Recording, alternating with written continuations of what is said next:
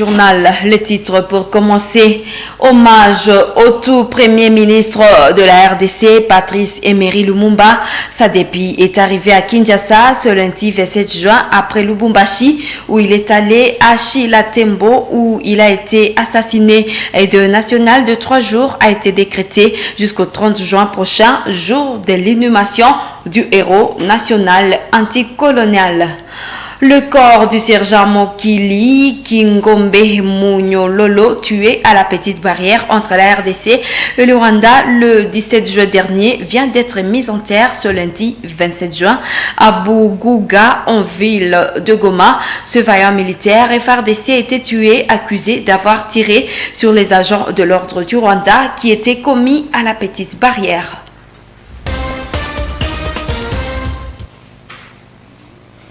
Tout d'abord, cette information, clôture de l'année pastorale 2021-2022 à paroisse Notre-Dame du Mont-Carmel ce lundi 27 juin 2022. À cette occasion, 835 chrétiens de cette paroisse ont reçu le sacrement des confirmations.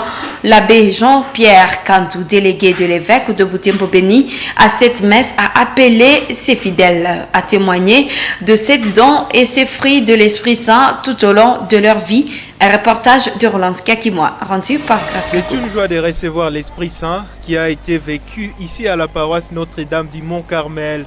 Les élèves en bleu-blanc, les prosélytes en uniforme de pagne et les chantres en rouge. Sept prêtres ont célébré cette Eucharistie, tous en chasuble et rouge, signe de la présence de l'Esprit de Pentecôte. À leur côté, 2 diacres carmes.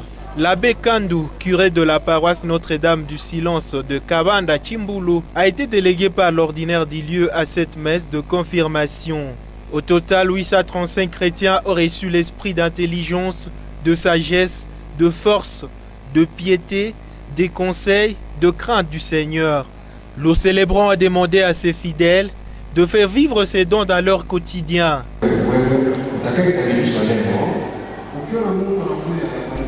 Si quelqu'un vous appelle pour faire la guerre, il ne faut jamais obéir à cette pensée.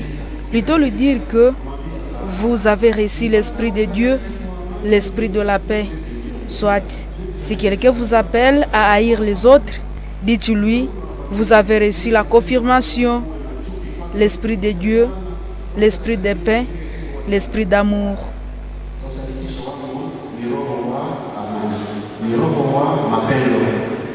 Ces confirmants ont aussi reçu les fruits du Saint-Esprit qu'ils témoigneront. Ils l'ont dit en répondant aux questions du célébrant du jour.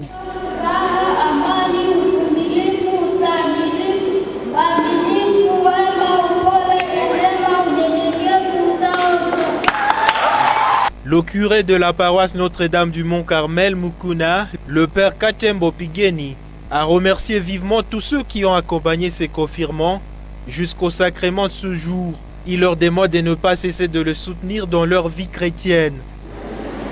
Nos sincères remerciements s'adressent aux différents catéchistes qui vous ont accompagné dans votre formation. Nos remerciements s'adressent également à vos parents qui vous soutiennent dans la foi catholique par des conseils selon la doctrine du Christ et de l'Église. Cette journée a été clôturée par un conseil pastoral extraordinaire qui marquait la fin de l'année pastorale 2021-2022. Un moment consacré à la présentation des différents rapports, de les évaluer et de fixer de nouveaux projets pour l'année pastorale suivante.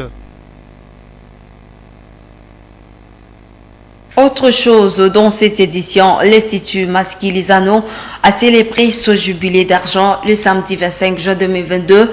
L'évêque de Butembo-Beni, Monseigneur Siguli Paluku Melkisedek, a présidé la messe d'action de grâce à Limassi, dite dans la cathédrale Mater Ecclesiae de Butembo. L'ordinaire du lieu a invité les acteurs de l'éducation de cette institution à évaluer ce qu'ils ont fait pendant 25 ans passé afin de parfaire l'avenir de leur alma mater. Reportage Roland Kakimoa.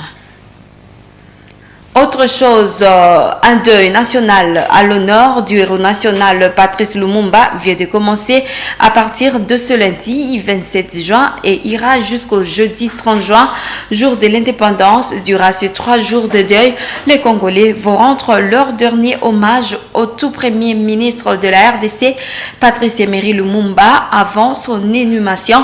Le coffre qui contient la relique du héros national est arrivé à Kinshasa l'après-midi de ce lundi 27 juin en provenance de Lubumbashi où une messe a été dite et une cérémonie d'hommage à Shila Tembo où il avait été assassiné. Nous suivons. Autre chose, dans cette édition, 2 obsèques pour honorer le sergent Mokili Kingombe Munyololo, tué à la petite barrière entre la RDC et le Rwanda le 17 juin dernier ont eu lieu ce lundi 27 juin 2022 à Goma. Le corps de ces militaires FARDC accusé d'avoir tiré sur les agents de l'ordre du Rwanda a été mis en terre au cimetière de Buguga. Détail dans ce reportage de la presse du gouvernorat.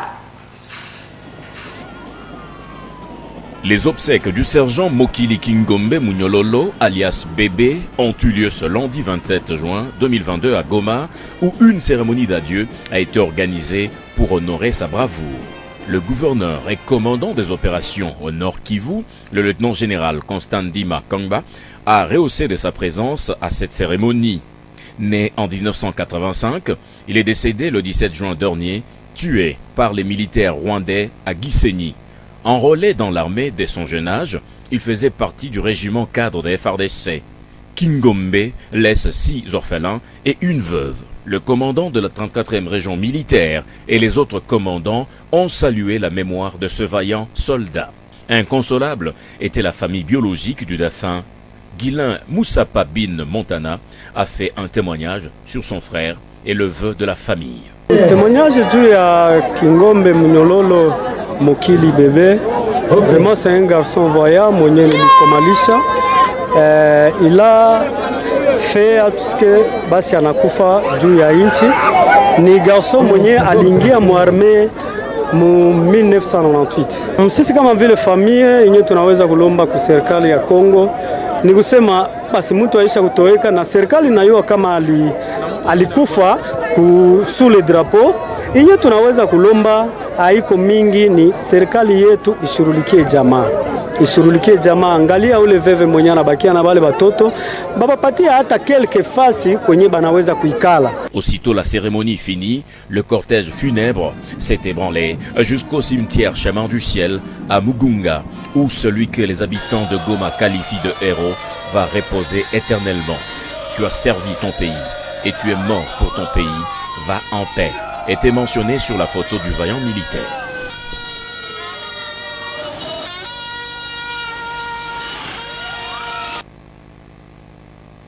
Recrutement des jeunes au sein de forces armées de la République démocratique du Congo.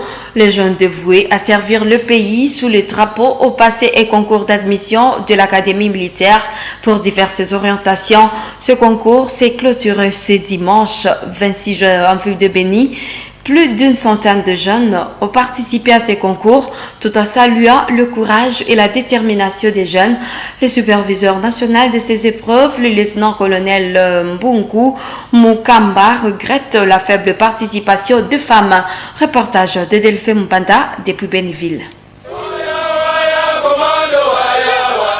Ils sont une centaine de jeunes déterminés à servir sous le drapeau national pour défendre le pays de l'agression. Des militaires FARDC ayant le souci de parfaire leurs connaissances à l'école d'officiers et des civils, gradués et licenciés, soucieux d'intégrer les forces de sécurité. Ils ont passé le concours dans les locaux de l'Institut Bunkulu Béni. Une satisfaction du lieutenant-colonel Mpunku Mukampa, superviseur national de ces épreuves venu de Kinshasa, au vu des effectifs des candidats, malgré la faible participation des femmes. La participation est satisfaisante par le nombre d'abord, mais du côté genre, la participation féminine est un peu faible. Le concours c'est pour 2 jours. Le premier jour aujourd'hui c'est pour l'académie militaire. Nous avons 2 catégories. Il y a l'académie, la session spéciale et la session ordinaire. À la session spéciale, à la session ordinaire, nous avons le cycle de graduat. C'est-à-dire à la fin, ça sera sanctionné par un diplôme de gradué en sciences sociales et militaires. Et puis la session spéciale, c'est précisément pour les universitaires. Le maire de la ville, Mouteba Kachale, salue le dévouement de ces jeunes qui s'engagent dans l'armée, espère à la réussite de ceux qui vont rajeunir les forces armées de la RDC. Il a lancé officiellement le concours devant le commandant second des opérations Soukoula 1. Les gradués et licenciés dans différents domaines seront formés dans 9 mois et les diplômés d'État 3 ans dans des centres militaires. Cette adhésion des jeunes dans les forces armées de la RDC se fait pendant que la RDC est agressée dans sa partie Est par des milices étrangères et l'activisme de centaines de milices locales.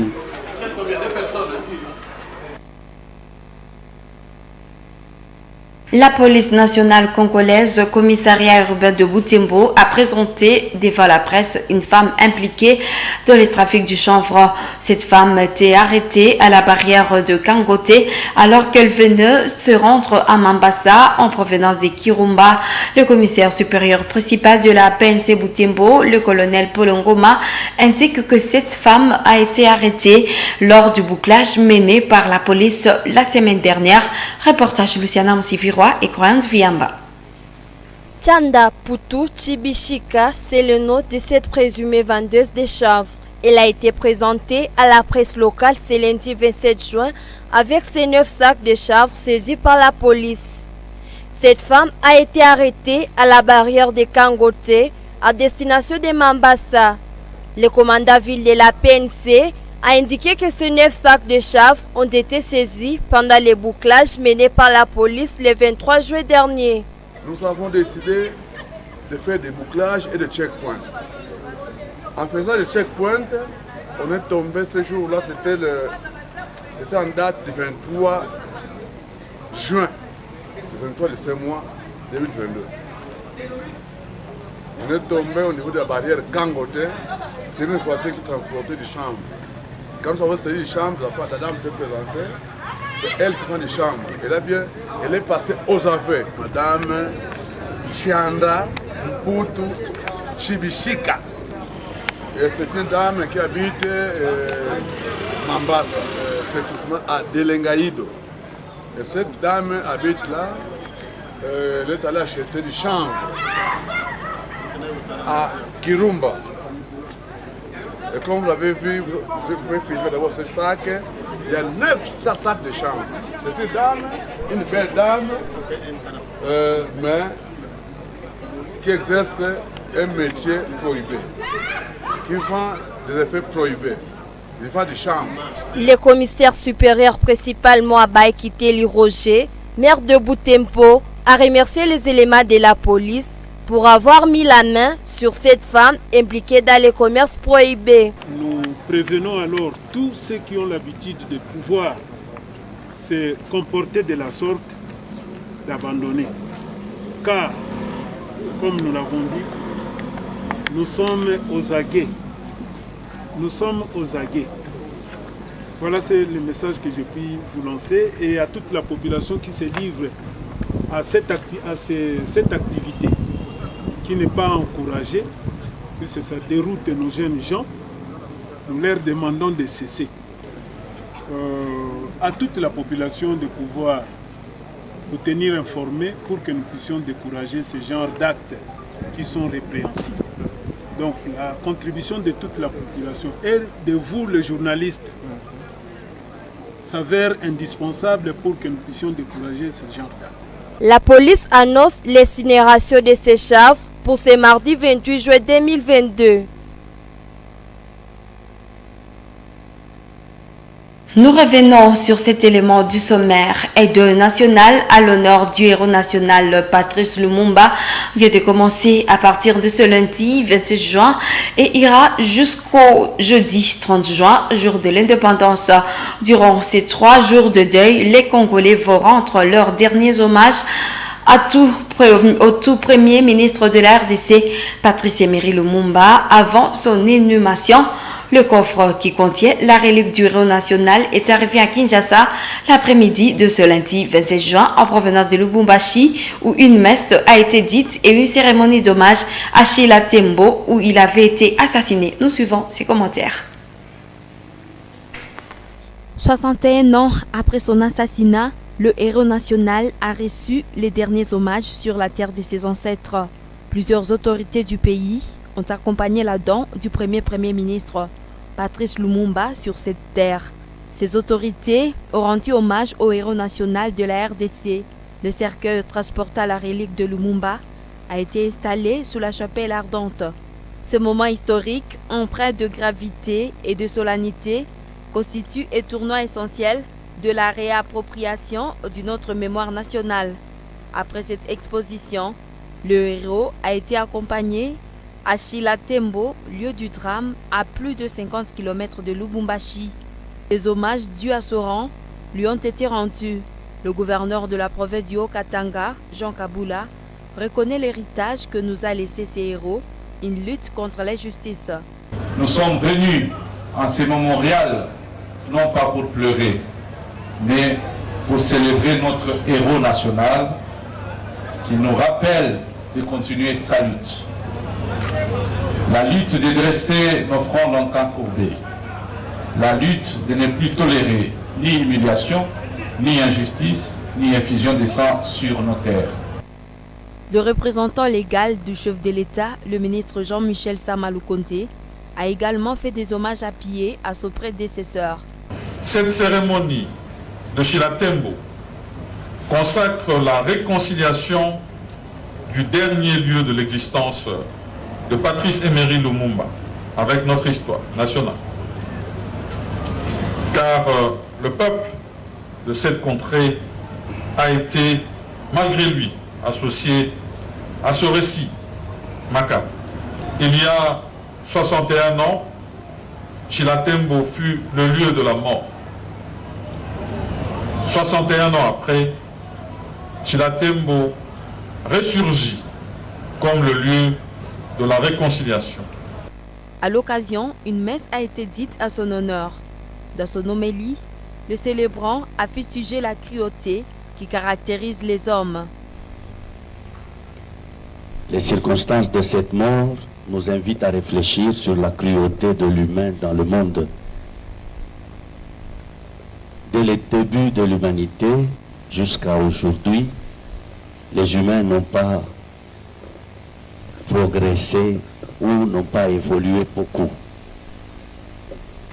Lorsqu'on regarde le traitement qu'un humain inflige à une bête ou à un animal, on peut comprendre la cruauté de l'humain. Après ces hommages, la délégation gouvernementale a pris le vol pour Kinshasa. À l'aéroport d'Njili, un accueil chaleureux a été réservé à Emery Patrice Lumumba.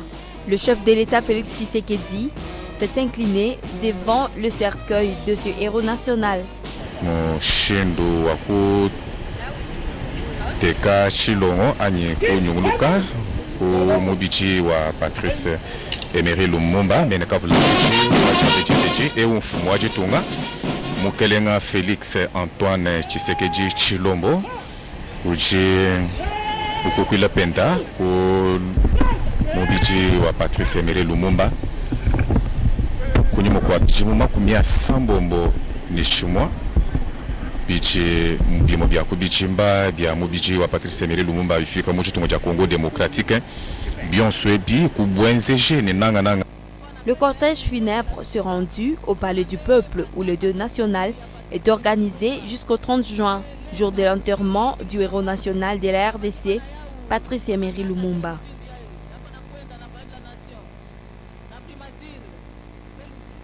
Nous l'avons dit tantôt, l'Institut Massikilizano a célébré ce jubilé d'argent le samedi 25 juin 2022. L'évêque de Butembo-Beni, Monseigneur Sikuli Paluku Melkisedek, a présidé la messe d'action de grâce de Limassi, dite dans la cathédrale Mater Ecclesiae de Butembo. L'ordinaire du lieu a invité les acteurs de l'éducation de cette institution à évaluer ce qu'ils ont fait pendant 25 ans afin de parfaire l'avenir de leur alma mater. Reportage Roland Skakimoa. C'est la cathédrale Mater Ecclesiae qui a reçu la messe d'action de grâce des élèves et autorités scolaires de l'Institut Masikilizano pour les 25 ans d'existence de leur institution en ville de Butembo. La tenue des fêtes est décorée par des écrits de la philosophie de cette école secondaire dirigée par les Oblates de l'Assomption. Le pasteur du diocèse de Butembo Beni, Monseigneur Sikulipalouk Melkisedek, a saisi cette occasion pour appeler les acteurs de l'Institut Masikilizano à parfaire leur avenir. Cela passe par l'évaluation des 25 ans achevés. Une occasion d'évaluer ce que nous avons pu faire pour découvrir ce qui est encore à faire et à parfaire. Place aux allocutions et remerciements. La sœur Katungu Mwamini, préfet de l'Institut Masikilizano, est revenue sur l'historique de cette école qui a ouvert ses portes en ville de Butembo l'année 1996. Cela fait 25 ans depuis que le projet d'une école secondaire à Butembo s'est fait une réalité. L'Institut Masikilizano. Ce projet a été lancé par les sœurs Oblates de l'Assomption et les parents d'écoliers de l'EP Masikilizano. L'une des raisons de cette demande était le surpeuplement à l'Institut Malkia Wamé. La révérende sœur Prexed, représentante de la sœur provinciale des Oblates de l'Assomption, n'a pas caché sa joie de voir émerger cet ouvrage érigé en vue d'éduquer et instruire la société. Nous avons la joie d'avoir apporté notre contribution à l'éducation intégrale des hommes et des femmes qui ont été formés dans notre école et qui sont responsables dans leur milieu de vie. L'amour et l'éducation sont les leviers de l'humanité et de la société, nous dit le pape François dans le pacte éducatif global. Joseph Kangiti, représentant du coordinateur des écoles conventionnées catholiques, a salué cette initiative de la congrégation des Oblates de l'Assomption. Nous profitons de cette occasion pour rendre un hommage mérité aux initiateurs de cette école qui fait la fierté du millier de cançons de notre coordination provinciale, de notre diocèse et enfin, l'Institut Masikilizano est devenu un patrimoine pour tous. Après la messe, élèves, enseignants, dirigeants, au nom des ressortissants de l'IMASI, Frank Mukenzi a témoigné de la qualité de l'enseignement et de l'encadrement dont ils ont bénéficié. Et nous avons bien vécu, nous avons bien été formés et cela, il y a des preuves tangibles. Aujourd'hui, moi-même qui vous parle ici, je suis le président de la jeunesse de la ville de Butembo. Ce n'est pas un fruit du hasard, c'est une fonction très compétitive. Et la compétitivité implique qu'on a été suffisamment bien formés et c'est pour cela que nous sommes en train d'assumer des fonctions. Commencé dans la cour de la paroisse cathédrale, passant par le monument historique de Butembo. Point de chute, ici dans la cour de l'Institut Masikilizano, où est banquet, et de pas de danse au boucler la journée. C'est vraiment la pagaille. Le monde célèbre la journée internationale pour le soutien aux victimes de la torture ce lundi 27 juin. En marge de cette journée, une conférence était tenue à l'intention des jeunes issus des différentes associations et groupes de pression de la ville de Butembo. Ces jeunes ont été formés sur la torture, des peines consécutives à celle-ci, ainsi que d'autres traitements inhumains et dégradants à l'égard de toute personne à vue d'un intérêt donné. Francine Moussoa nous signe ce reportage. Cette conférence a eu lieu ici au centre de lecture et d'animation culturelle CLAC, situé dans la vallée des Cavagnes de la ville de Butembo.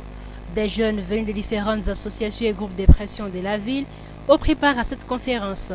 Ils ont été formés sur la notion de torture et tout autre genre de traitements inhumains et dégradants commis à l'égard de toute personne en vue d'un intérêt donné.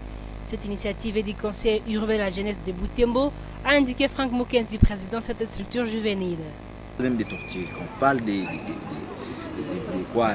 blessures, des coups de blessures volontaires, quand on parle des actes dégradants et inhumains, les jeunes sont sérieusement des victimes. Et cela étant que cette journée existe et que nous devons lutter, nous devons réprimer cette situation, nous avons appelé les leaders des jeunes avec un conférencier juriste de formation, expert je dirais, qui a essayé de nous apparler, pour qu'on sache comment est-ce qu'on va se mettre pour lutter contre cette situation-là. Les conférenciers du jour, Maître Billy Saassa, a indiqué que la torture est ce traitement inhumain commis par une autorité ou un agent de l'ordre pour effet quelconque. Il invite les jeunes ainsi que les défenseurs des droits de l'homme à fournir assez d'efforts pour réunir des preuves à compte des tortures de leurs proches. Et c'est pour permettre à ce que les auteurs de ces actes soient traduits en justice. Montrer que cette infraction est punissable d'une peine qui va de 5 ans, même jusqu'à la peine de servitude pénale perpétuelle. Et c'est une infraction imprescriptible. C'est surtout ça l'élément important et qui se retrouve dans notre code pénal parce que, tel que nous l'avons démontré, la base légale, ça signifie la source où vous pouvez trouver ça. C'est l'article 48 bis et ter et de notre décret de 1940 qui consacre le code pénal et qui a été retouché par une loi spéciale vraiment en 2011. Vérité juridique, elle est fondée sur la preuve. Le droit est guidé par un principe qui dit ce qui n'est pas prouvé n'existe pas, même si ça existait sur le plan des faits. Et c'est ça la plus grande difficulté. S'il y a des actes de torture, je ne pense pas que ça puisse se faire en public comme lors de la rébellion. Quelqu'un s'il sort par exemple des cachots où il a été fouetté, il faudrait qu'en quittant directement, il est à l'hôpital, que le médecin fasse ses constats. Ce sont déjà des éléments et qu'il soit en mesure d'identifier les gens qui ont posé des actes comme ça et qu'il introduise un dossier à la justice. Les participants à cette conférence ont pris la décision de vulgariser les notions apprises afin de limiter les actes de torture avec des Butembo. Alors, je vais parler de mon impression. L'activité vraiment avait sa raison d'être parce que, certainement, nous disons être défenseurs des droits de l'homme dans nos groupes, dans nos associations, mais il y a certaines choses que nous ignorons. Par exemple, ce que vous venez de nous enseigner aujourd'hui, moi, c'est quelque chose où j'avais des confusions, où peut-être je pourrais aller plaider une cause qui n'était pas à sa place. La journée internationale pour les soutiens aux victimes de la torture a été instituée depuis les années 1987 en vue de lutter contre la torture, tout autre genre de traitement inhumain commis à l'égard des personnes.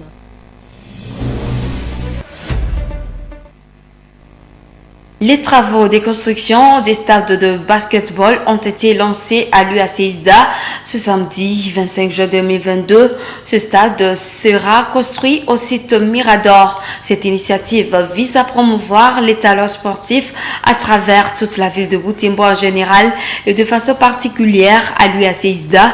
Reportage de Delphé Voya rendu par Georgine. C'est à cet endroit où sera construit le stade de basketball de l'UAC-ISDA. Ce samedi, les travaux ont consisté à la préparation du terrain. Ils sont plus d'une centaine, ces étudiants et étudiantes de l'UAC-ISDA qui sont arrivés pour participer à ces travaux collectifs. Munis des outils de travail, ces étudiants restent déterminés pour l'effectivité de ces travaux. Eloge Kankero, président du comité estudiantin de l'UAC-ISDA, a fait savoir que la construction de ce stade ne durera pas longtemps. Il appelle tous les étudiants et partenaires de l'UAC-ISDA à apporter leur contribution pour la réalisation de cette œuvre. Il a été organisé une activité communautaire au sein de notre famille académique, universitaire. Et il s'agit en fait du lancement officiel des travaux de construction d'un stade de basketball que nous voulons installer sur notre site de Mirador. C'est un stade qui pourra nous aider et aider les générations futures à pouvoir s'y recréer de beaucoup de façons. Entrons s'inscrire au niveau de l'UAC-ISDA bénéficieront de ce stade de beaucoup de manières.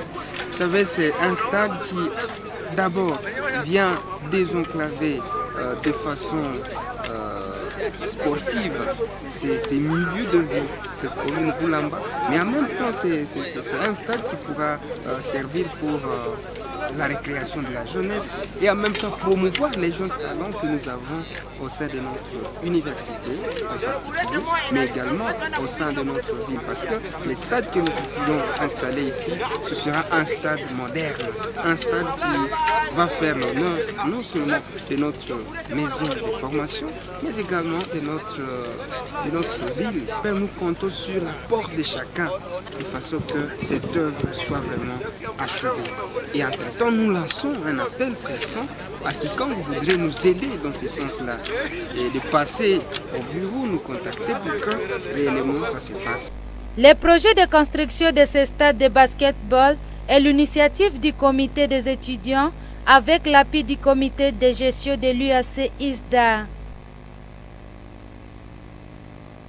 Toujours en sport, football, loisirs à Butembo, les étudiants de l'UAC et ceux de l'UCG ont livré un match amical samedi 25 juin dernier. Aucune des deux institutions n'a marqué sur l'autre. Elles se sont séparées sur le nul de 0 but partout. Suivez ce reportage de Joël Tali rendu par Grace Kaniki. Sur l'aire de jeu, l'Université de l'Assomption au Congo UAC en orange et l'Université catholique du Graben UCG en blanc et noir. Avant cette rencontre, les deux équipes ont rendu hommage à une des étincelles du football au Nord Kivu, Duela Moussafir de l'AS Nyuki, décédé la veille. Une minute de silence a été observée à sa mémoire.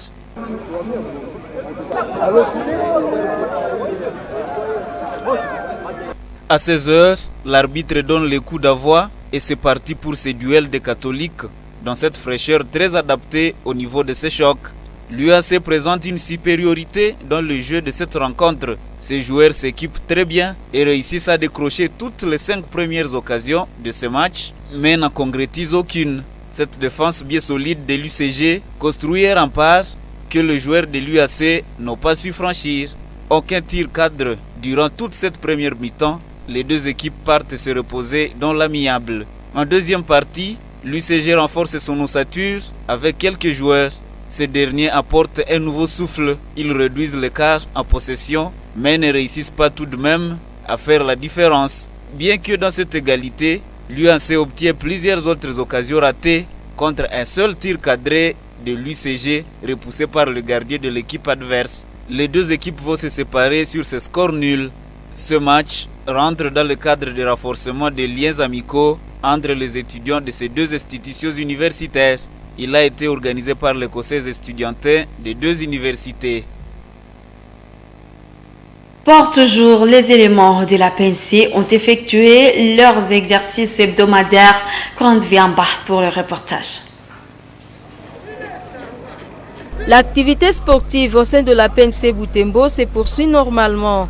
Pour ce dimanche 26 juin 2022, ces policiers et agents des différents services de sécurité de Butembo ont parcouru la rue Président de la République du Rond-Point Malou Malou jusqu'à Ndiapanda, ainsi que la rue d'Ambiance.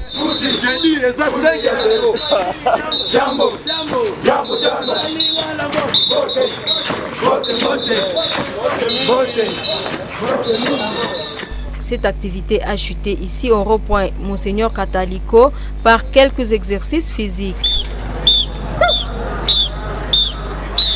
Pour rappel, l'équipe sportive de football de la PNC avait joué un match amical avec l'équipe des journalistes de Butembo le 18 juin dernier. Le commandant ville de la PNC Butembo, le commissaire supérieur principal Paul Ngoma, revient ici sur le résultat de ces matchs. Les matchs passaient comme vous l'avez suivi par la voie des ondes.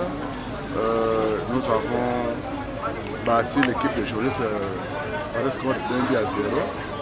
Mais toutefois, les matchs étaient réellement un peu difficiles parce que l'équipe adversaire aussi était bien préparée. Le colonel Paul Ngoma annonce le report du match retour entre journalistes et policiers. Ce match qui était prévu pour le 30 juin aura plutôt lieu le 2 juillet prochain.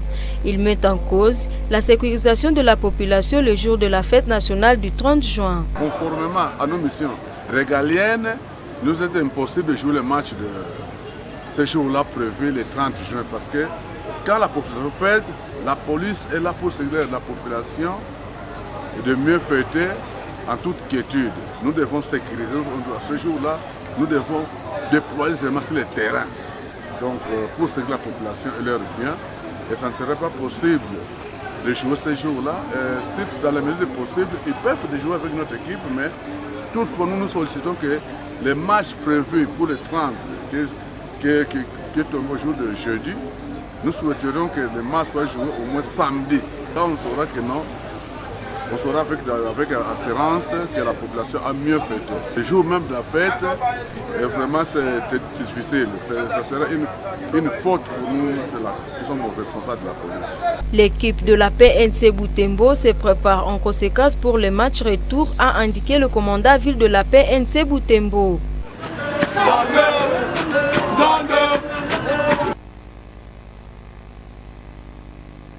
C'est la fin de cette édition. Merci de l'avoir suivi. Prenez soin de vous.